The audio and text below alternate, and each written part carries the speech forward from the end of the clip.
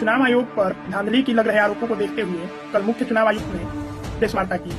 श्री ज्ञानेश जी ने केवल कल ज्ञान की बातें की, एक भी प्रश्न का सही उत्तर नहीं दिया। ना ही उनसे कुछ ऐसा कहा गया जिससे कि हमें यह स्पष्ट हो जाए कि चुनाव बिल्कुल निष्पक्ष हुआ है। जहां पर भी उन पर आरोप लगा वो सारी ही जगहों पर या उन सारी ही आरोपों का कोई भी संतोषजनक जवाब देने में असमर्थ है। लेकिन हाँ, इस बीच में उन्होंने 3 सबसे महत्वपूर्ण बातें कही थी जिसे मैंने नोट किया था कि हम सीसीटीवी फुटेज नहीं देंगे क्योंकि इससे माताओं और बहनों का निजता का हनन हो जाता है।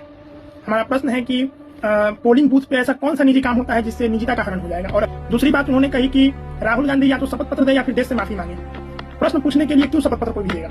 अगर हमें कोई प्रश्न पूछना है आपसे तो उसके लिए हम शपथ पत्र क्यों दें? इसका मतलब है कि आप बच्चों वाली बात कर रहे हैं कि अगर मैं आपके आरोप लगा रहा हूँ तो आप कहेंगे खाओ विद्या कसम, गजब हाल है। और दूसरा उन्होंने कहा था कि देश से माफी मांगो। देश से माफी मांगने वाली जो बात है वो देश से माफी मांगेंगे या नहीं मांगेंगे इसका निर्णय करने वाले आप कौन होते हैं? ये चुनावी बयानबाजी और राजनीतिक बयानबाजी करना संवैधानिक पद पर तो आपको शोभा नहीं देता है।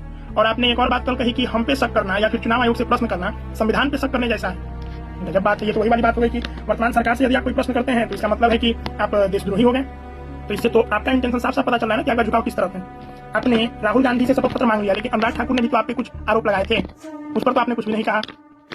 चुनाव आयोग की इन्हीं भेदभाव वाली नीति को देखते हुए मुझे एक शेर याद आ रहा है कि हम आग भर ले तो हो जाते हैं बदनाम, हम आग भर ले तो हो जाते हैं बदनाम, और वो कत्ल भी कर दे तो चर्चा नहीं। Just think on it again.